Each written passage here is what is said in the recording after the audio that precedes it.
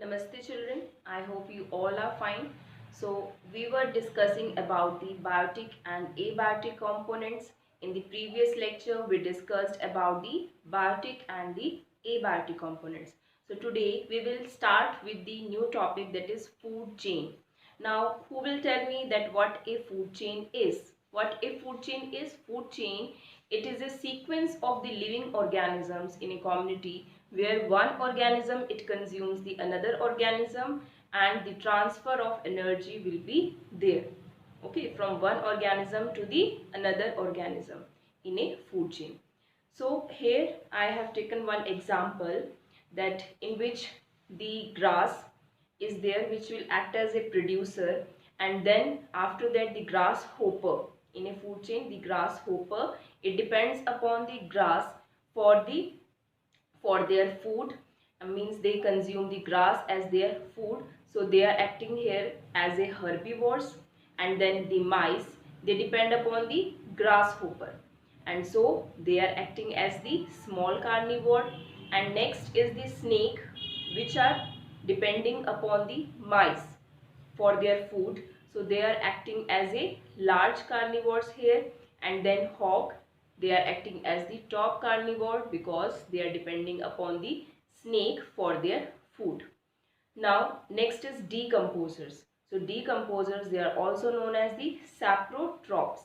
They are known as the saprotrophs, which depend upon the dead remains of the plants and animals for their food. Okay, so this is a food chain where the biotic components, means the producers, the consumers are there, and the saprotrophs are there. Okay, consumers, they are also known as heterotrophs because they are depending upon the plants for their food. Okay, and in the previous lecture we discussed that the consumers, they are also of the various category, means the primary consumer, the secondary, the tertiary, and the quaternary consumer depending upon the food chain. So primary consumers are those which are herbivores.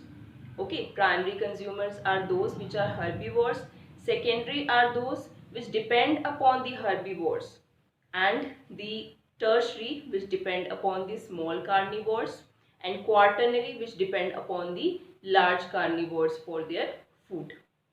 So I hope this food chain it is clear to you. Now we will take one more example of the terrestrial and the aquatic food chain. Let's discuss.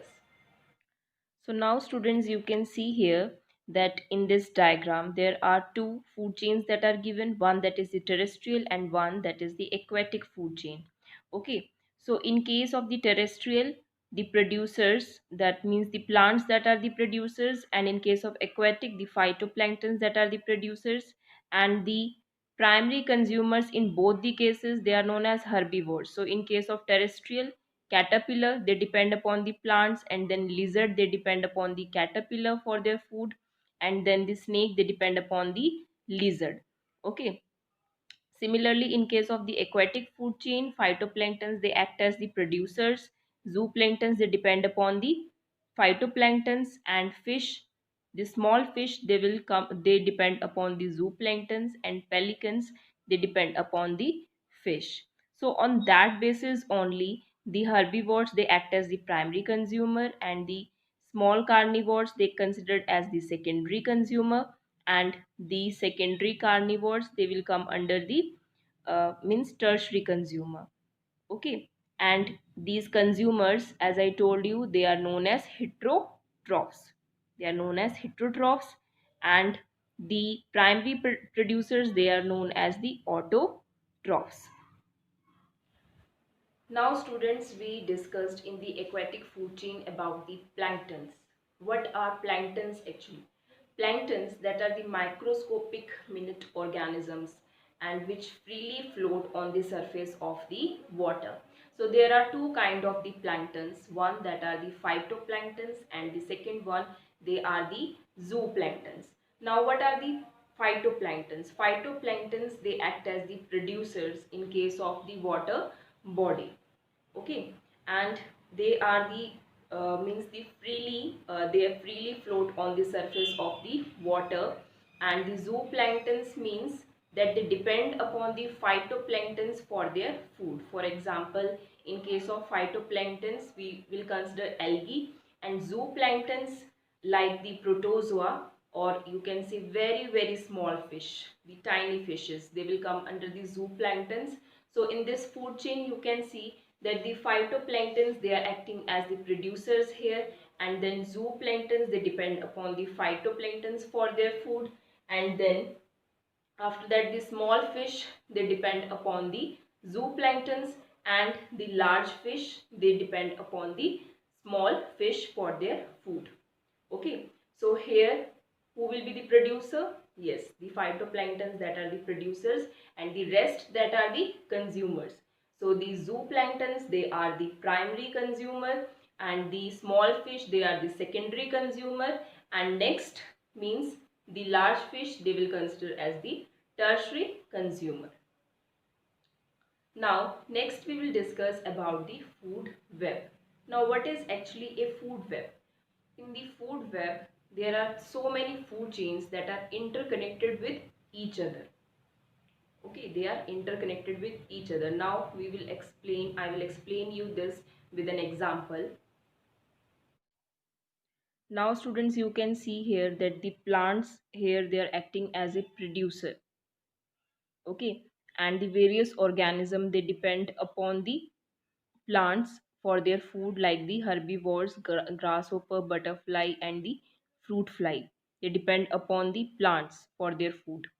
And even the herbivores, they are consumed by different kind of the secondary consumers, like for example grasshopper by the rat and frog, butterfly by frog, by dragonfly, and fruit fly by the dragonfly and thrush. So it means that a single organism, it is not acting as a food for only one organism. So many organisms, they feed on the one organism. So that's why different food chains that are interconnected here. Okay, so one more example we can take here, like the rat, it is acting as a food for python as well as eagle and wolf. Okay, so in this manner the different food chains that are interconnected, and when the different food chains that are interconnected, then it is known as the food web. Now students, next we will discuss about the trophic levels. Now what are trophic levels? Trophic levels means that each step in a food chain. Okay, we discussed about the food chain, like for example grass, then deer and lion. So each organism in the food chain, they are acting as a trophic level. Okay, like the grass, deer, lion. So each step, they are acting as each step of the trophic level. So each step means each level. Each organism, it is acting as a each step, which is representing the trophic level. Okay, like grass, it is representing the one trophic level. Then next is the deer, it is representing the second trophic level, and then the lion, it is acting as the third, means the tertiary trophic level. So always the producers, they will come under the first trophic level, the primary consumers, they will come at the second trophic level, and the tertiary consumer at the third, and the quaternary consumer at the fourth trophic level. Okay, so in this manner the trophic levels we represent. Now I will take one example to make it clear to you. Now this example, you can see here that the grass, okay, or the producers, they are present at the first trophic level, and then the rabbits, they are present at the second trophic level because they are acting as the primary consumer, because they are herbivores. Now next, snakes, they are acting as the small carnivores here, so that's why they will come under the tertiary, sorry, the secondary consumer. Now the next, that are the hawk. Okay, so the hawk, or you can say the eagle, they will come under the tertiary consumer because they are depending upon the snake. Okay, so in this manner we have to represent the trophic level. So this is the representation of the trophic level, means you have to represent in this manner. Means the first you have to put the producers, and then the primary consumers, then secondary consumers, and then the tertiary consumers. Okay, now this is known as the energy pyramid, or you can say the trophic level on the basis of the energy. One is on the basis of the numbers also. Okay, means the number or the population. Those organisms having the more population, they will come under the first trophic level, and those having the population less, they will come under the second trophic level, and the third on the third trophic level having more less.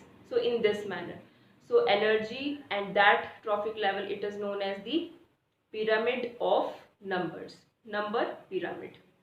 Okay, so it depends upon the food chain, and if suppose we know the population, we know the number of the organism, then we will represent on that manner.